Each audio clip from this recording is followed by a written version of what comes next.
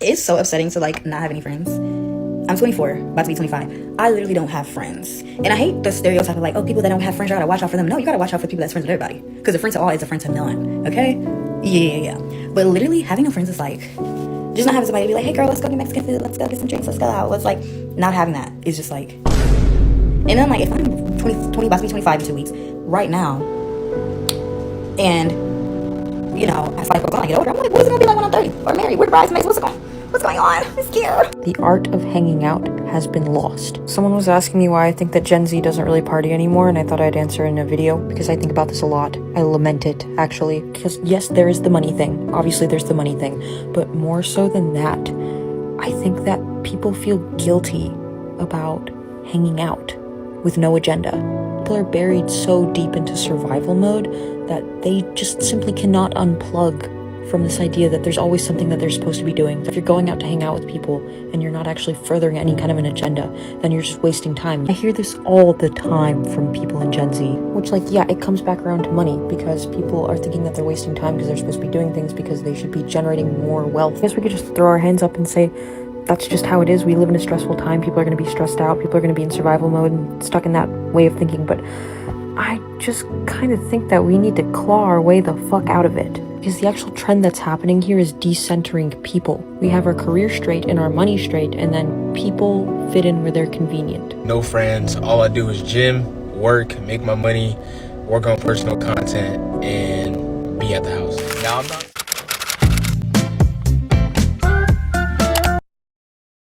Okay, pause. How is it possible that we live in an era where I can send a meme to a friend in under 3 seconds, FaceTime someone across the world for free, and yet I haven't had a genuine, soul-filling conversation in weeks? This is the plight of Gen Z. Let's just say it. Gen Z is not okay. We are the loneliest, most self-aware, most ironically detached generation, and making real friends feels like trying to solve the Rubik's Cube blindfolded. In this video, we're unpacking the deep social decay of our friendships, from trauma bonding, hustle culture, to being too emotionally evolved to apologize. Today, we're going there. You'll laugh, you'll cry, and you'll text your ex-bestie, and maybe you'll even realize that you've been ghosting people, and maybe the reason why you don't have friends is because of yourself.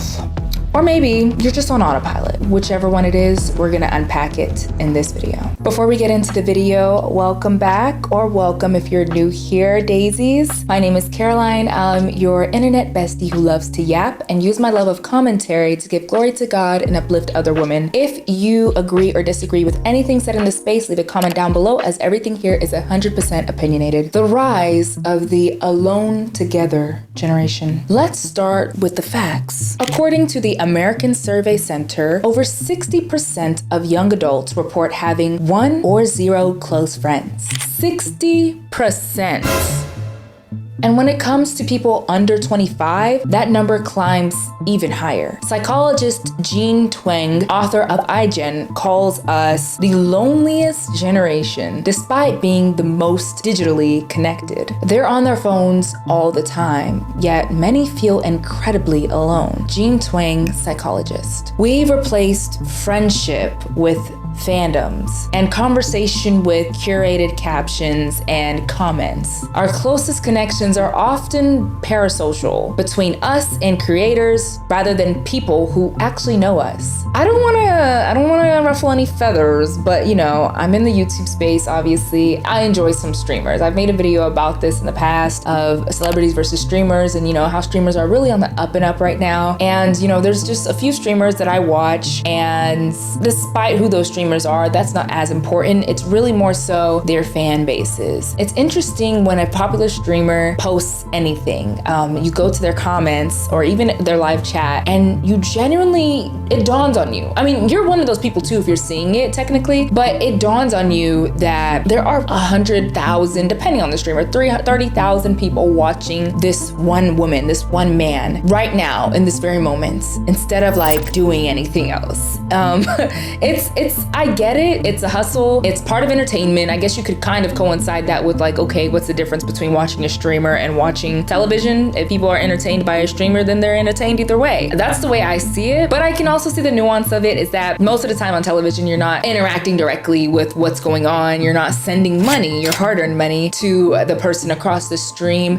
And you're also, the person on TV, you know, is a character, you know, is not actually who they say they are in that show. Whereas a streamer can present as themselves or a version of themselves, and genuinely people think that they know who they are. Now, to know someone parasocially or to think that you have a parasocial relationship with a celebrity or a streamer is not nuanced or new to just Gen Z. It's all, you know, it's been going on for generations, even before the age of streamers with celebrities. The more and more and more you follow and keep up and watch videos and fan cuts and all that stuff of a certain celebrity or a certain idol, then you start to feel like you know them. You start to feel like, oh, I watched their life story. I've seen tons and tons of video. I consume content of them 24/7. I know their personality. So parasocial behavior didn't just start with Gen Z, but it has become a lot more prominent in our generation because of our proximity to each other online and how digitally we're connected. There are TikToks out there where people mention that they don't have friends. They have a situationship and a dog. It's satire. We see it on the internet where people kind of glorify not having a friend, or people who, for example, I travel a lot. So you guys can see on my channel, I posted travel vlogs in the past, and I went on a really big birthday trip with like 13 friends a few years ago. I posted that on TikTok, and I remember the comments were flooded with people talking about, wow, like you found 13 people to go on this birthday trip with you. I couldn't even find one person to go on mine, you know, like, oh, like how do y'all make these friends? And you know, it opened my eyes to a lot, but it also kind of broke my heart that we live in a generation where it is such a struggle for people to meet people. You know, is it age? Is it just your proximity to people? Is it what you see online and your expectations of what people should be like in terms of like who you want to be friends with? You know, are you not taking people for face value? It's different for everyone, which I would love to get into another separate video, really deep diving into friendships. I think I've made quite a few.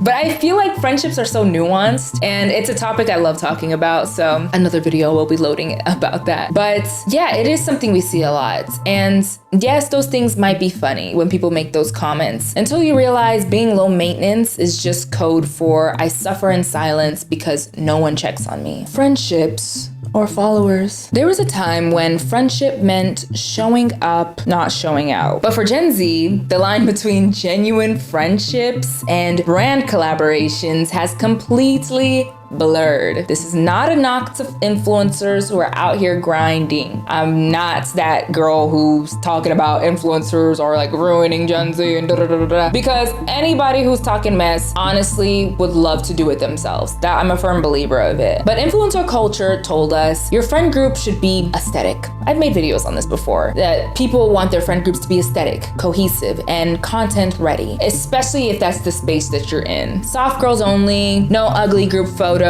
We're not just friends, we're a vibe, you know, all that. According to NYU professor Scott Galloway, young people are experiencing performative intimacy. The appearance of closeness has replaced actual closeness. Have you ever had that friend that every time you're together, they loved getting a picture with you? They just wanna like post it. They wanna post that you guys are out. They always, anytime they wanna hang out, it has to be an outing where they can like post that they're out and tag you, or like, y'all know what I mean. It has to be something where it's postable, or something where like they can snap it or show, hey, like I'm out with my friend and we're out doing stuff. There's nothing inherently wrong with that. But if that's where that friend is always trying to meet you, and it's never like, hey, like let's just go over to each other's house and, you know, put the phones away and just hang out and just talk and have real conversations, then maybe that should just tell you the level of that friendship for you guys. You know, I'm not trying to knock a friendship like that, because I'm a firm believer that there should be different levels to any friend. I don't think that every friend has to be your closest, but I do think knowing the differences and the nuance between a friend that you're actually genuinely close to in real life, and then a friend that you're maybe close to virtually, or, you know, close enough, but y'all aren't that close. Everyone's different. And also also, closeness is very subjective. Some people think trauma dumping and knowing each other's biggest and darkest secrets is closeness. And some people just think growing together and uplifting each other and being present in each other's lives is closeness. It's nuanced per person. So also just understanding your friend and what that is for them would go a long way. So that a lot of people don't have those misconceptions of like how close you actually are to a friend and that you guys are both on the same page. We don't hang out, we co-create content, we don't call each other, we duet each other's TikToks. That is the plight of Gen Z. And that doesn't make us bad people, but it does make us lonely people.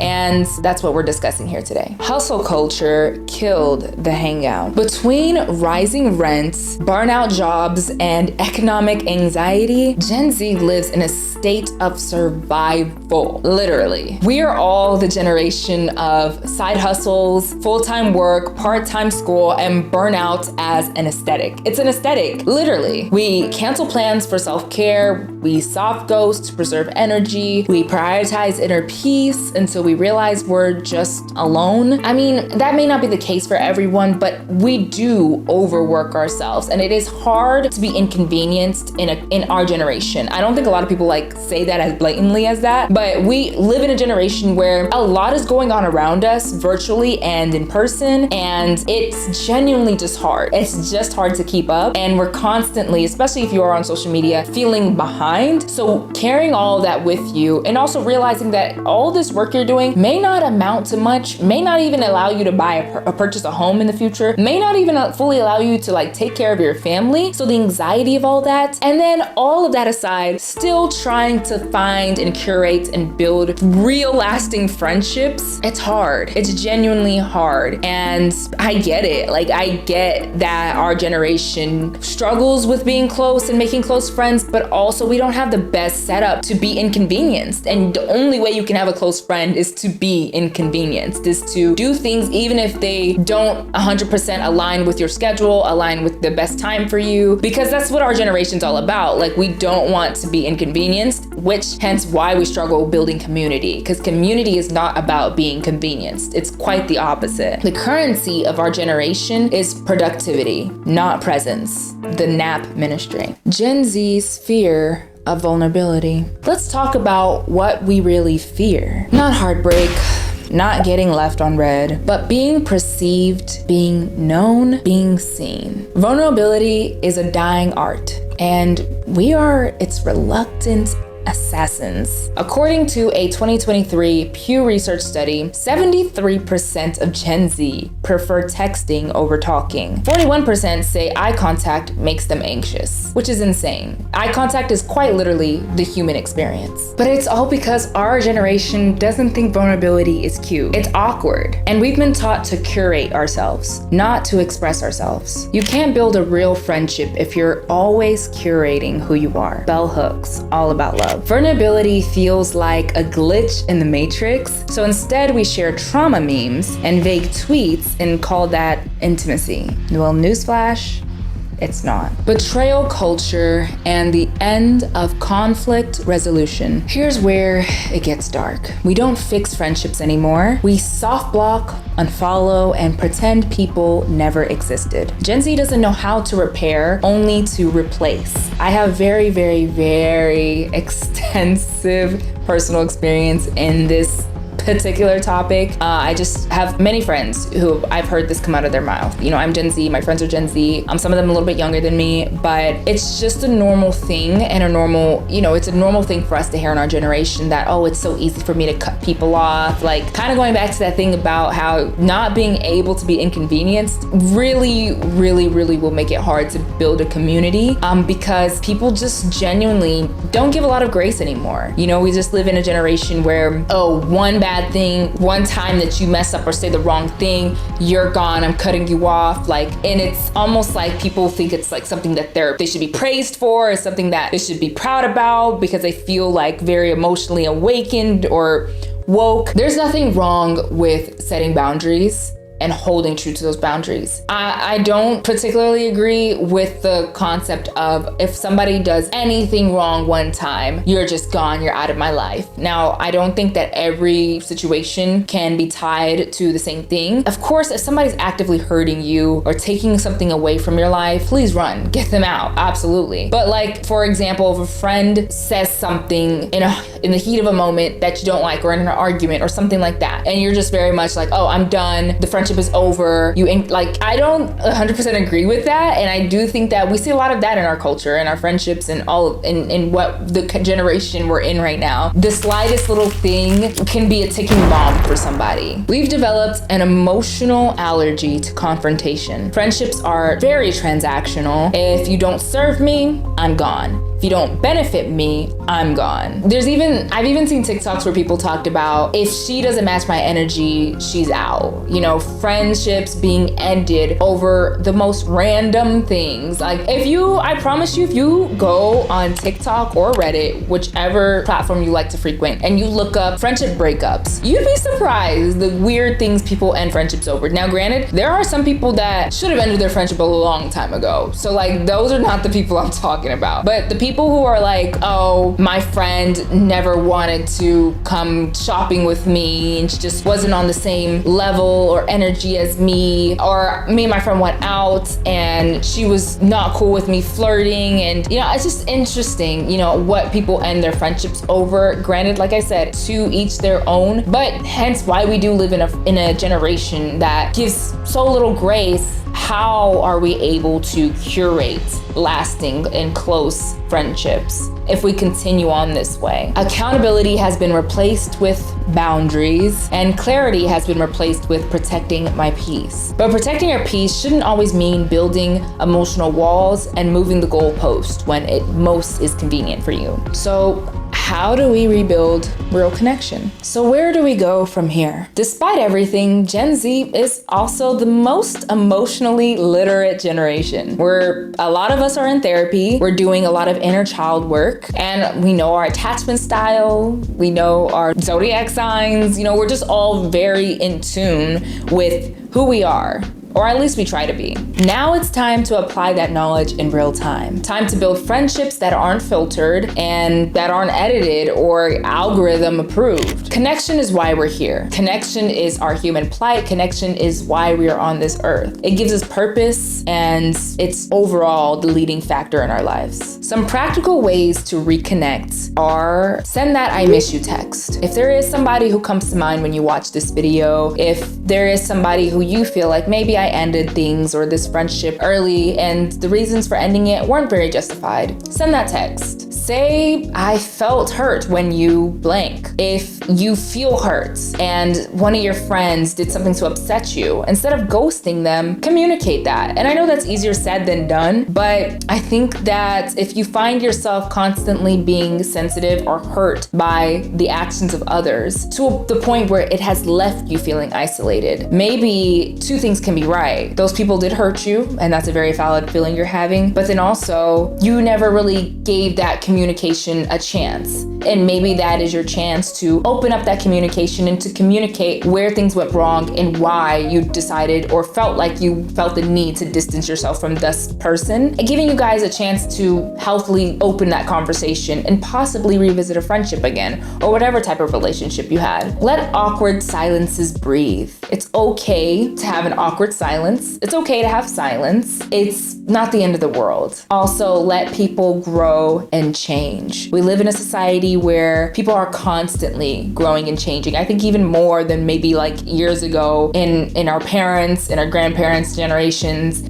People are seeing different versions of everything online at the tip of their fingers 24/7. So whereas somebody probably 10, 20, 50 years ago was pretty much consistently the same person with a few changes due to their life experiences throughout their life, we as Gen Z get to curate who we are constantly. That's why a lot of people talk about that whole thing of rebranding and changing up your lifestyle. It's a real thing. And the reason why it happens so frequently with a lot of people is because we can do it. We see what we like and it's easy to mimic. But let people grow, let people change. Don't judge people for doing just that, because it's really hard to maintain friendships if you cannot allow people to be malleable comfortable in who they are. Remember, real friendships are messy, a little bit, but so are the best parts of life. Thank you so much for watching, daisies. I hope this video gave you some insights. If it did or if it didn't, leave a comment down below and let me know if I missed anything. Let me know if you agree or disagree with anything I said, because I really like the discourse that you guys have in these comments. Some of y'all are literally so funny, and I absolutely love reading all of your stories and your opinions on these topics. So please feel free to comment down below and let's start a conversation, because this is a conversation that is very relevant. We see it today. You know, a lot of us personally are feeling very isolated, and when you see it in one or two people, okay, it could be an individual experience, but when it's in so many people, when it's